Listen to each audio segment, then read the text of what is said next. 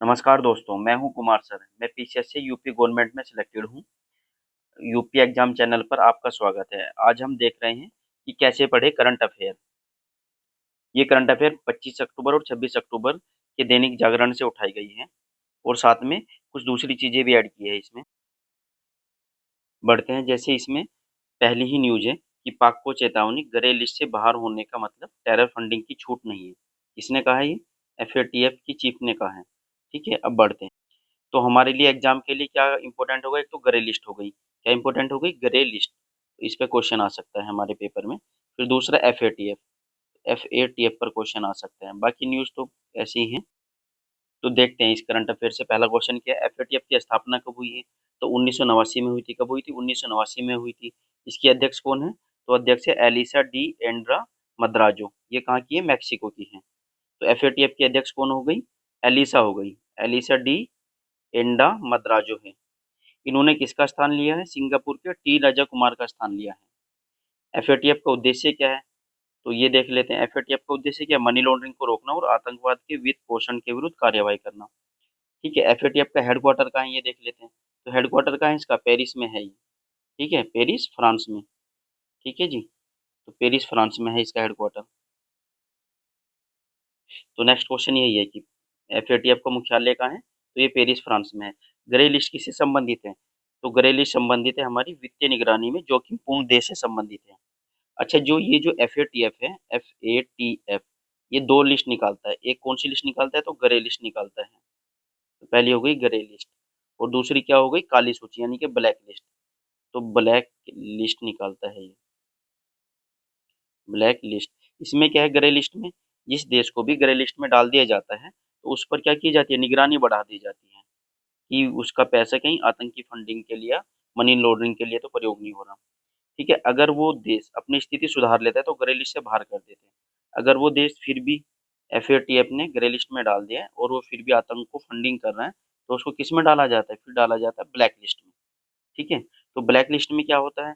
उस पर अंतर्राष्ट्रीय प्रतिबंध अधिक से अधिक लगाने का प्रयास किया जाता है। दूसरा, उसके यहाँ उसकी रेटिंग इतनी बेकार हो जाती है, कोई भी कंपनी निवेश नहीं करती है, ना ही उसको अंतर्राष्ट्रीय संस्थाओं से ऋण मिल पाता है। तो ब्लैक लिस्ट में कोई देश जाना नहीं चाहता। ठीक है, अब जैसे पाकिस्तान है, ग्रे लिस्ट से बाहर निकाला है इसको। ठीक है, अगर ये आतंकी फंडिंग करता रहता और मनी लॉन्ड्रिंग वगैरह करता रहता तो इसको ब्लैक सूची में डाला जा सकता था। ठीक है, तो अब हम देखते हैं। अच्छा, अभी पाकिस्तान क्या है? ग्रे लिस्ट से भी बाहर आ गया, 2022 में बाहर आया था। ठीक है, तो पाकिस्तान ग्रे लिस्ट से बाहर है। तो ग्रे लिस्ट किससे संबंधित है? तो ग्रे लिस्ट किससे संबंधित है? वित्तीय निगरानी में जोखिमपूर्ण देश से संबंधित है। आगे बढ़ते हैं। अच्छा, ये जो एफएटीएफ है, नेक्स्ट क्वेश्चन है, निम्नलिखित में से कौन सा संगठन एफएटीएफ से सीधे जुड़ा है? जो एफएटीएफ बना था वो ओईसीडी एक संगठन है। ठीक है, उसी की पहल पर बना था ये। तो वही पूछ रहा है, निम्नलिखित में से कौन सा संगठन एफएटीएफ से सीधा जुड़ा है? तो ओईसीडी जुड़ा है। एफएटीएफ एक अंतर सरकारी संस्था है। इसे ओईसीडी की पहल पर बनाया गया था। भारत एफएटीएफ का सदस्य बना था 2010 में। ठीक है, तो भारत एफएटीएफ का पूर्ण सदस्य कब बना है? तो 2010 में बना है। उत्तर क्या हो जाएगा? छठे का सी हो जाएगा। पाकिस्तान को एफएटीएफ ग्रे लिस्ट से कब हटाया गया है? तो कब हटाया गया है इसको? 2022 में हटाया गया है। तो ब्लैक लिस्ट में आने का मुख्य परिणाम क्या हो सकता है? कि भाई किसी देश को ब्लैक लिस्ट में डाल दिया तो उसका प्रभाव क्या पड़ेगा? ठीक है, यानी कि परिणाम क्या होगा? प्रभाव या परिणाम क्या होगा ये बताना है हमें। ठीक है, तो देखते हैं। अंतर्राष्ट्रीय वित्तीय प्रतिबंध लग जाएंगे, यही परिणाम होता है। ठीक है, अब ना थोड़ा सा एफएटीएफ के बारे में देख लेते हैं। क्या है? हालांकि हम डिस्कस कर चुके हैं। इसकी फुल फॉर्म क्या है? फाइनेंशियल एक्शन टास्क फोर्स है। क्या है ये? अंतर सरकारी संस्था है। इसका उद्देश्य क्या है? मनी लॉन्ड्रिंग को रोकना और आतंकवाद के वित्त पोषण पर प्रतिबंध लगाना है। फिर ये दो सूची जारी करता है, ग्रे लिस्ट और ब्लैक लिस्ट। तो पहले ग्रे लिस्ट और ब्लैक लिस्ट दोनों देख लेते हैं। तो ग्रे लिस्ट में देखते हैं क्या है कि इसमें वे देश आते हैं। परिभाषा क्या है इसकी? वे देश जिनकी मुख्य प्रणाली में जोखिम या जिनके कानून या नियमन एफएटीएफ के मानकों के अनुरूप नहीं है। ठीक है, तो मोटा मोटा यही है इसमें। सबसे पहले अगर कोई भी देश मनी लॉन्ड्रिंग कर रहा है या आतंकवाद को वित्त पोषित कर रहा है तो उसको ग्रे लिस्ट में डाल दिया जाएगा। फिर उसको चेतावनी दी जाती है और उसको कहा जाता है कि आप आतंकवाद को रोकें, आतंकवाद की फंडिंग को रोकें। ठीक है, और यह मनी लॉन्ड्रिंग को रोकें। अगर ऐसा कर लेता है वो देश तो ग्रे लिस्ट से इसको क्या कर देंगे? बाहर कर देंगे। नहीं तो क्या करेंगे, उसको ब्लैक लिस्ट में डाल देंगे। ठीक है। ब्लैक लिस्ट में क्या रहता है, ये उच्च जोखिम वाली सूची है, क्योंकि इसमें क्या है, अंतर्राष्ट्रीय वित्तीय प्रतिबंध लग जाते हैं। ठीक है, तो इसका उद्देश्य क्या है, अंतर्राष्ट्रीय वित्तीय प्रणाली यानी कि ब्लैक लिस्ट का उद्देश्य अंतर्राष्ट्रीय वित्तीय प्रणाली से ऐसे देशों को अलग करना, ताकि मनी लॉन्ड्रिंग और आतंकवाद के वित्त पोषण पर नियंत्रण रखा जा सके। जबकि ग्रे लिस्ट सूची का उद्देश्य क्या है, देशों को सुधार करने और एफएटीएफ के मानकों के अनुसार कदम उठाने के लिए समय देना है। ठीक है। अब नेक्स्ट खबर थी इसमें, ये 25 और 26 अक्टूबर की हम दैनिक जागरण से न्यूज करंट अफेयर पढ़ रहे हैं। ठीक है, ये कब की, 25 और 26 अक्टूबर की पढ़ रहे हैं। उसी में एक न्यूज थी क्या, कि भाई आ रहा है चक्रवात मोन्था। ठीक है, हो सकता है प्रबल। तो इसमें सबसे पहले हमारे लिए इम्पोर्टेंट क्या है, जैसे मोन्था है, क्या है ये, चक्रवात है ये। ठीक है, ये कहाँ आया है, तो बंगाल की खाड़ी में आया है। तो बंगाल की खाड़ी में, अर्थात किन देशों को, किन राज्यों को प्रभावित करेगा ये, जो ये, जैसे ये भारत है, यहाँ पे बंगाल की खाड़ी है, तो यहाँ पे जो राज्य हैं उनको प्रभावित करेगा, जैसे आंध्र प्रदेश हो गया। ठीक है, आगे बढ़ते हैं। कभी कभी पेपर में ये पूछ लेता है, जैसे मोथा, ये किसना, चक्रवात का नाम किसने दिया है। जैसे कोई भी चक्रवात आता है तो उसको नाम दिया जाता है, मोथा का नाम किस देश ने दिया, तो ये दिया थाईलैंड ने, तो थाईलैंड ने दिया है। ठीक है, इस तरह का चक्रवात रहता है। देखो, ये भारत का पूर्वी तट हो गया। ठीक है, यहाँ से चक्रवात उठ रहा है, तो इस क्षेत्र को ये प्रभावित कर रहा है। ये चक्रवात जो है, देखो कैसे प्रभावित होगा, वो उठा तो यहाँ बंगाल की खाड़ी में, क्या है ये, बंगाल की खाड़ी है ना, ये भारत का पूर्वी तट है, तो पूर्वी तट के इधर क्या है, ये बंगाल की खाड़ी हो गई, तो बंगाल की खाड़ी है ये। ठीक है, अब ये देखो ऐसे उठ रहा है, और इधर ये यहाँ पर आंध्र प्रदेश हो गया। ठीक है, ये क्या हो गया, उत्तरी तेलंगाना हो गया, ये छत्तीसगढ़ हो गया, ये उड़ीसा का दक्षिणी हिस्सा हो गया, इन सब क्षेत्रों को ये प्रभावित करेगा। ये इसमें और थोड़ा सा अलग से दिख रहा है। ठीक है, ये यहाँ से उठा है चक्रवात, ये ऐसे इतने क्षेत्रों को प्रभावित कर रहा है। अब देख लेते हैं इस पे क्वेश्चन कैसे आ सकते हैं हमारे पेपर में। तो साइक्लोन मोथा अर्थात चक्रवात मोथा का नाम किस देश ने दिया था, ये दिया थाईलैंड ने। थाईलैंड की राजधानी क्या है, तो बैंकॉक है। क्या है, बैंकॉक राजधानी है थाईलैंड की। कहाँ है ये, दक्षिण पूर्वी एशिया में, यानी कि आसियान का सदस्य है, आसियान का सदस्य है थाईलैंड। दूसरा क्वेश्चन है, निम्न में से कौन सा क्षेत्र सबसे अधिक प्रभावित होने वाला है साइक्लोन साइक्लोन मोथा से। जैसे ये तो भारत का, ये हो गया हमारा भारत, ये पूर्वी तट हो गया, ये क्या होगी, बंगाल की खाड़ी हो गई, तो बंगाल की खाड़ी, तो यहाँ पे जो राज्य है वही प्रभावित होंगे, यानी कि आंध्र प्रदेश ज्यादा प्रभावित होगा। तो वो है कि आंध्र प्रदेश का काकीनाडा के आसपास का तटीय इलाका। अब तीसरा क्वेश्चन है, साइक्लोन मोथा से प्रभावित निम्न में से कौन सा तथ्य सही नहीं है। तो बंगाल की खाड़ी में बना है ये भी सही है। यह आंध्र प्रदेश में लैंडफॉल के लिए अनुमानित है, ये भी सही है।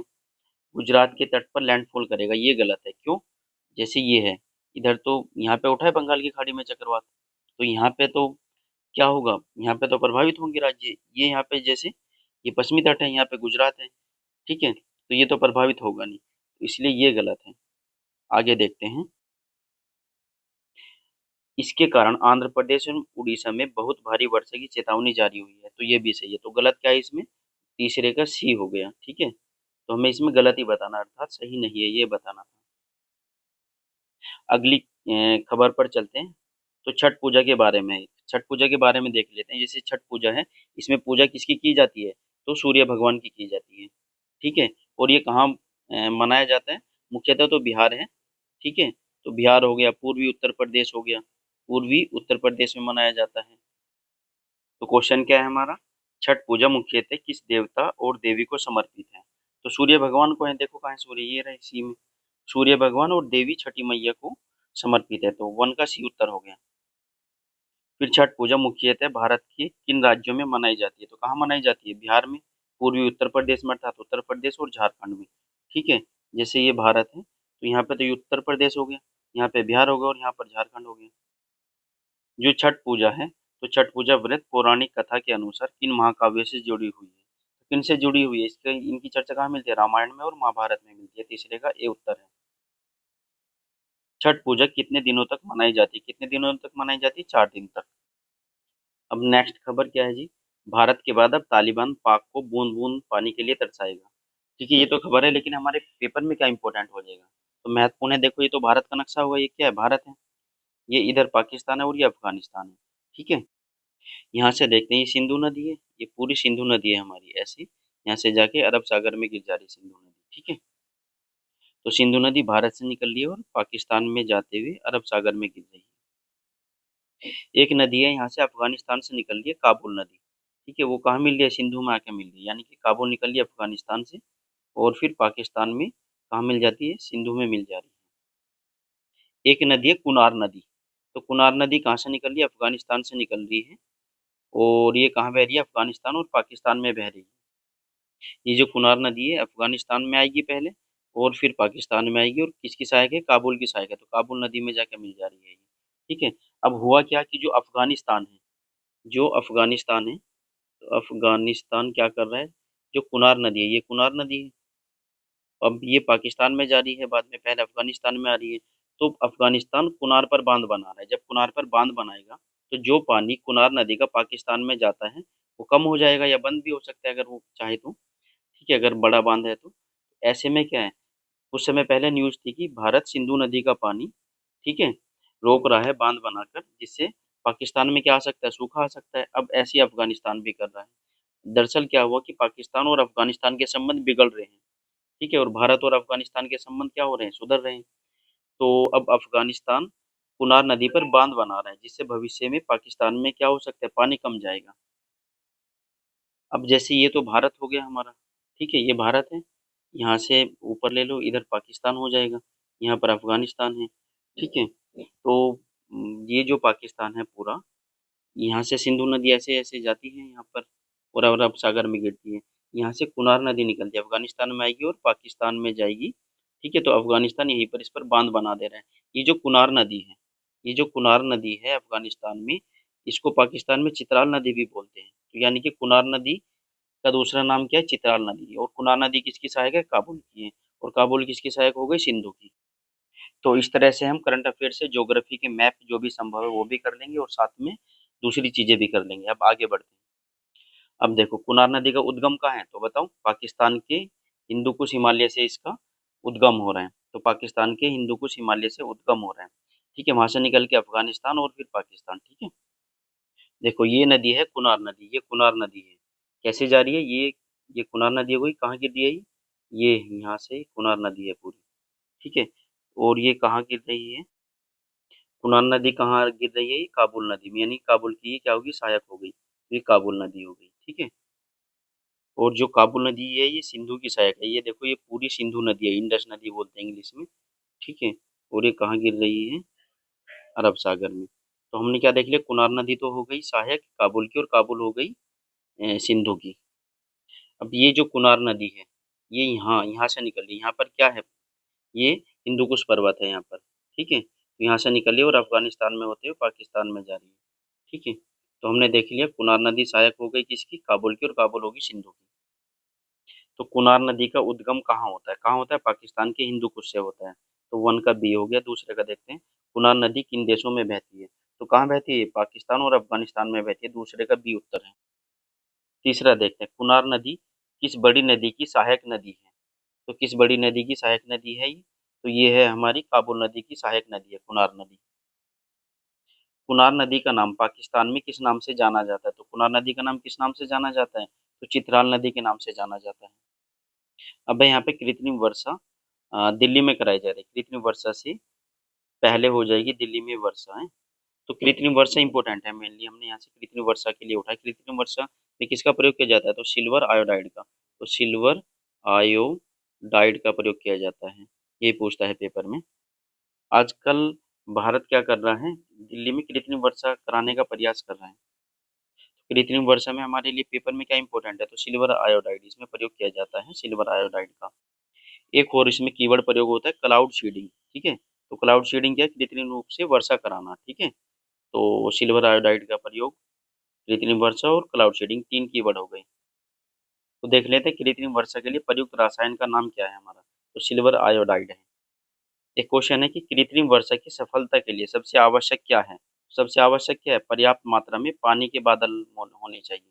तो पर्याप्त मात्रा में पानी के बादल मौजूद होने चाहिए। बादल को इंग्लिश में क्लाउड बोलते हैं, ठीक है? तो बी उत्तर है। अगर बादल ही नहीं है तो कितना भी सिल्वर आयोडाइड डाल ले जाओ, इतनी वर्षा होगी तो नहीं होगी। तो क्या ज़रूरी है? बादल होने चाहिए, किसके? पानी वाले बादल। अब ये वही है कि निम्नलिखित में से कौन-सा देश कृत्रिम वर्षा के लिए हाल ही में ट्रायल कर रहा है? तो भारत कर रहा है दिल्ली एनसीआर में। अब है नेक्स्ट क्वेश्चन, कृत्रिम वर्षा का उद्देश्य आमतौर पर कौन-सा हो सकता है? क्या हो जाएगा? जल संसाधनों को बढ़ावा देना, सूखे को हटाना और वायु प्रदूषण को कम करना। चौथे का बी हो जाएगा उत्तर। अब नेक्स्ट देख लेते हैं। तो सेशल्स के राष्ट्रपति के शपथ ग्रहण समारोह में शामिल होंगे उपराष्ट्रपति राधाकृष्णन। तो जो भारत के उपराष्ट्रपति वाइस प्रेसिडेंट बोलते हैं, तो कौन है उपराष्ट्रपति? सीपी राधाकृष्णन है। सीपी राधाकृष्णन। एक तो ये देख लिया हमने यहाँ से। फिर सेशल्स के राष्ट्रपति का नाम देख लेंगे, सेशल्स की राजधानी देख लेंगे, और सेशल्स कहाँ है? हिंद महासागर में है। ये सब देख लेंगे। इसके ऊपर क्वेश्चन है। ठीक है, तो ये कहाँ है? हिंद महासागर में है। तो हिंद महासागर में। आगे बढ़ते हैं। तो सेशल्स किस महासागर में? तो कहाँ है? हिंद महासागर में है। सेशल्स की राजधानी क्या है? तो विक्टोरिया है। भारत के उपराष्ट्रपति ने सेशल्स के राष्ट्रपति चुनाव के शपथ ग्रहण समारोह में भाग लेने के लिए निमंत्रण स्वीकार किया है।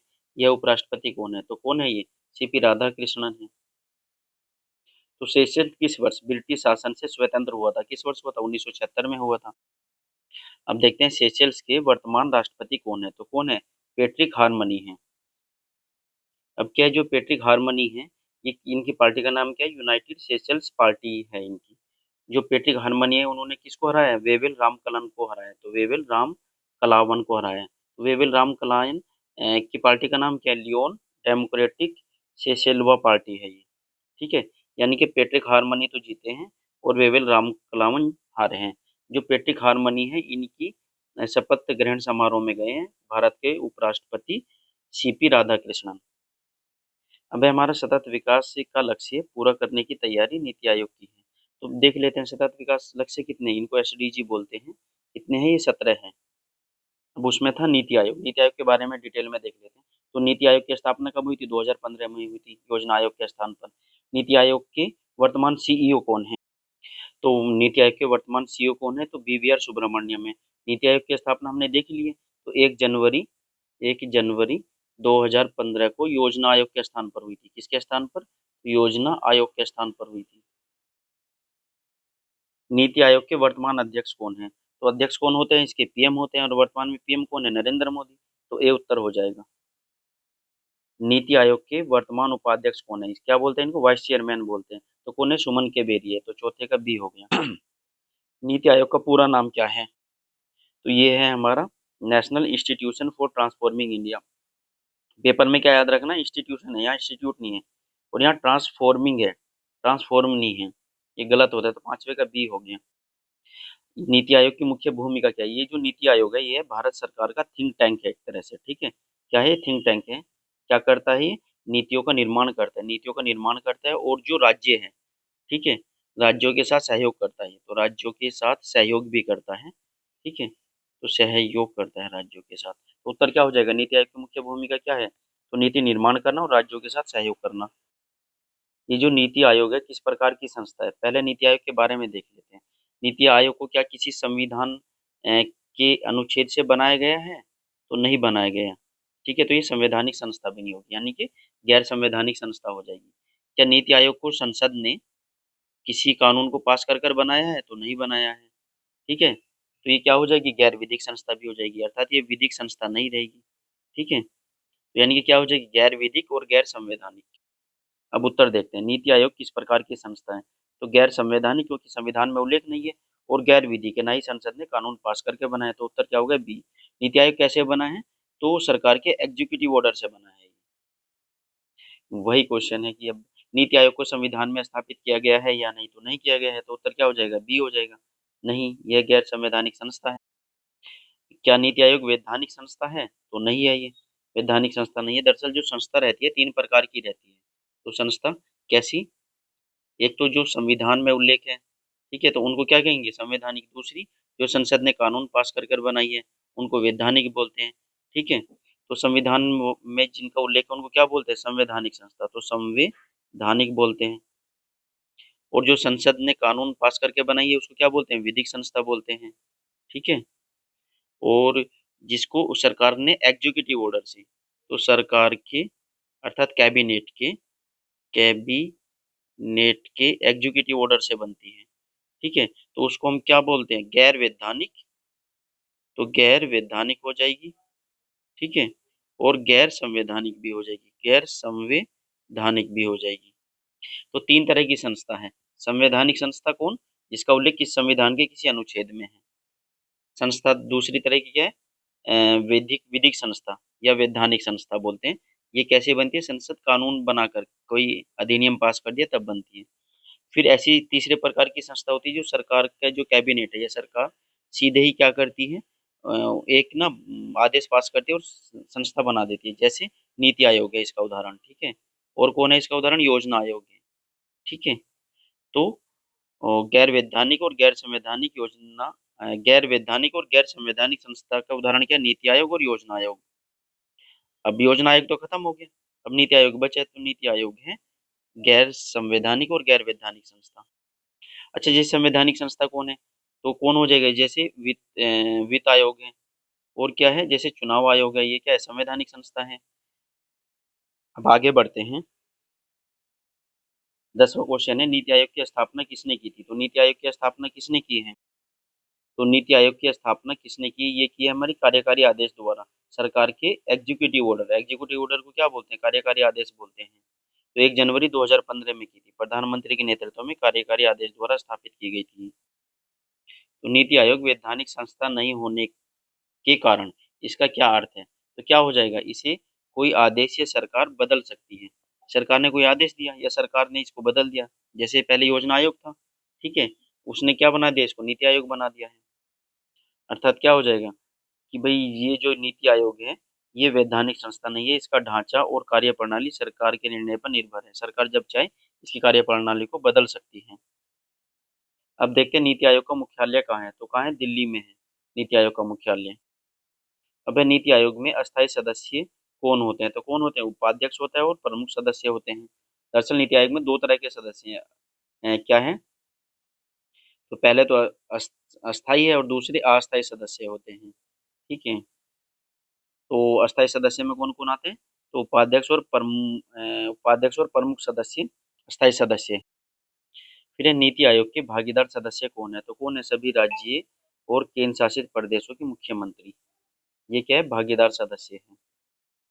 ये जो करंट अफेयर की जो वीडियो है, ये कहाँ का काम आएगी हमारी? एक तो पीसीएस में काम आ जाएगी, यूपी पीसीएस में, ठीक है? पीसीएस में भी कहाँ काम आ जाएगी? अपर पीसीएस में, ठीक है? तो अपर पीसीएस में और लोअर पीसीएस में काम आ जाएगी, ठीक है? और कहाँ काम आ जाएगी? आरओ ए आरओ में काम आ जाएगी, जो अभी मेंस होने वाला है आरओ ए आरओ का, वहाँ काम आएगी। और तीसरा कहाँ काम आ सकती है ये? UP triple SC. UP triple SC जितने भी एग्जाम ले रहा है वहाँ काम आ सकती है, ठीक है? हमें क्या करना चाहिए? तैयारी करो, और यूपीएससी में भी काम आएगी, यूपीएससी में भी तो काम आएगी। ये सब जगह काम आएगी, जहाँ पे कंपटीशन का एग्जाम है, ये वीडियो सब जगह काम आएगी। इसमें हमने क्या क्या कवर किया? करंट अफेयर कवर किया, और जो करंट अफेयर से संबंधित जीएस के क्वेश्चन है, यानी कि करंट अफेयर एंड जीएस दोनों चीज की है हमने इससे। वीडियो अच्छी लगी हो तो सब्सक्राइब करें, लाइक करें, शेयर करें और कमेंट करें। जो भी आपको सुधार के लिए कुछ लग रहा हो, या फिर आपको कोई सलाह देने का मन हो, तो कमेंट करके बताइए। या कोई आपको लग रहा हो कि आपका कोई टॉपिक कमजोर है, उस पर वीडियो बना दी जाए, तो भी कमेंट कर सकते हैं। आपका पूरा सहयोग किया जाएगा। धन्यवाद। नमस्कार। वीडियो को यहीं विराम देते हैं।